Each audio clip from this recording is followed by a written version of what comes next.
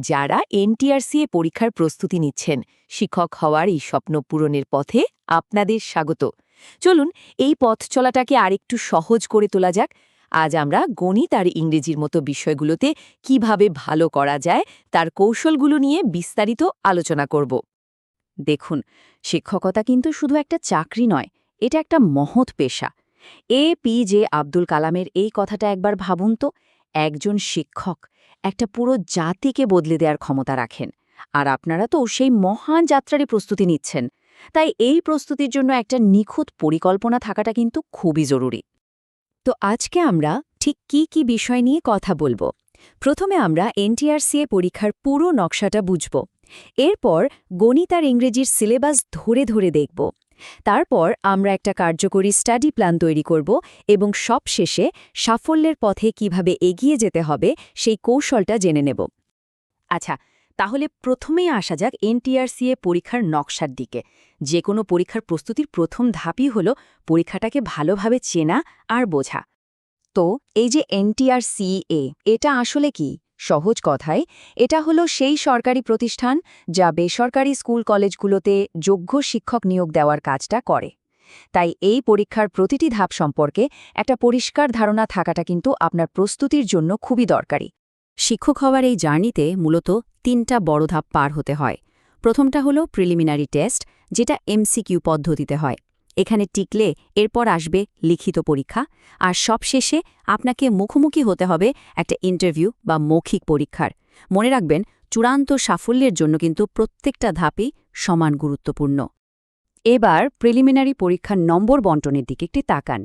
মোট ১০০ নম্বরের পরীক্ষায় বাংলা, ইংরেজি, গণিত আর সাধারণ জ্ঞান ৪টা বিষয় কিন্তু সমান, মানে ২৫ নম্বর করে বরাদ্দ। এর মানেটা কি জানেন?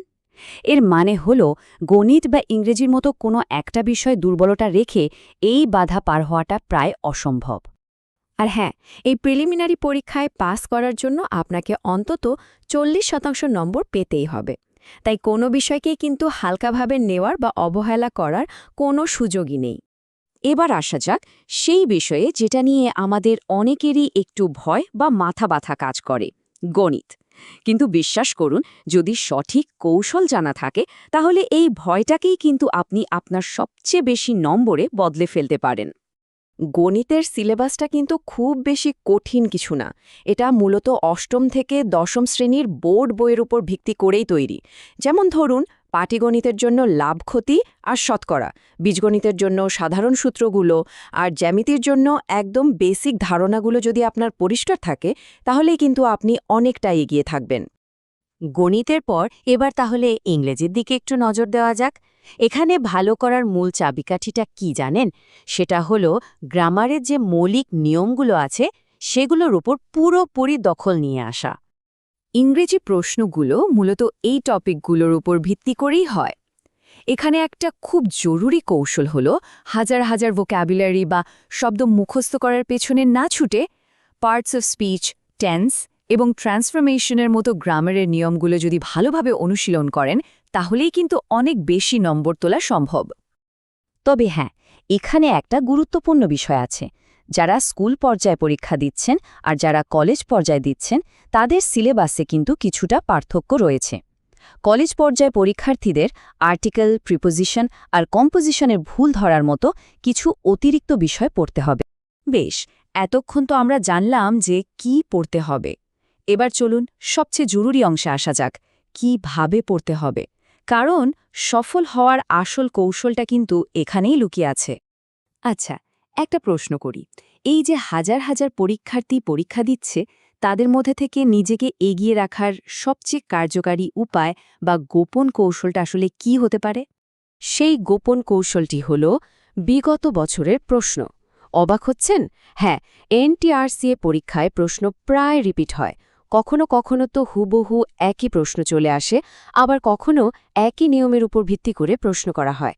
তাই এটাই আপনার প্রস্তুতির সবচেয়ে বড় অস্ত্র।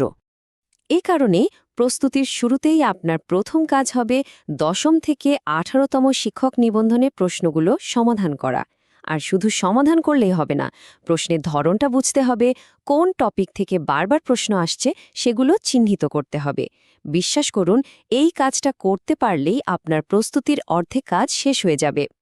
তাহলে পুরো সফলতার পরিকল্পনাটা এই 4টা ধাপে সাজিয়ে নিতে পারেন। প্রথমে প্রশ্ন ব্যাংক বিশ্লেষণ করুন, তারপর বোর্ড বইগুলো দিয়ে আপনার বেসিক বা ভিত্তিটা মজবুত করুন, এরপর একটা নির্দিষ্ট রুটিন মেনে চলুন, আর সবশেষে নিয়মিত মডেল টেস্ট দিন। এই প্ল্যানটা ঠিকঠাক মতো অনুসরণ করতে পারলেই কিন্তু আপনি সাফল্যের দোরগোড়ায় পৌঁছে যাবেন। তো আমরা আলোচনার প্রায় শেষ পর্যায়ে চলে এসেছি।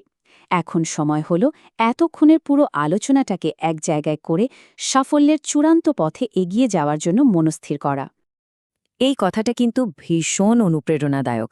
এই যে বিশাল একটা সিলেবাস, এটা দেখে ঘাবড়ে যাবার বা আতঙ্কিত হবার কিচ্ছু নেই। বরং পুরো সিলেবাসটাকে ছোট ছোট অংশে ভাগ করে নিন, আর প্রতিদিন অল্প অল্প করে পড়ার অভ্যাস করে তুলুন। দেখবেন পরীক্ষার আগে আপনার পুরো প্রস্তুতি দারুণভাবে শেষ হয়ে গেছে। সবশেষে একটা কথা মনে রাখবেন, সাফল্য কিন্তু অনেক বেশি পড়ার মধ্যে নেই। সাফল্য আছে কৌশল করে, স্মার্টভাবে সঠিক জিনিসগুলো পড়ার মধ্যে।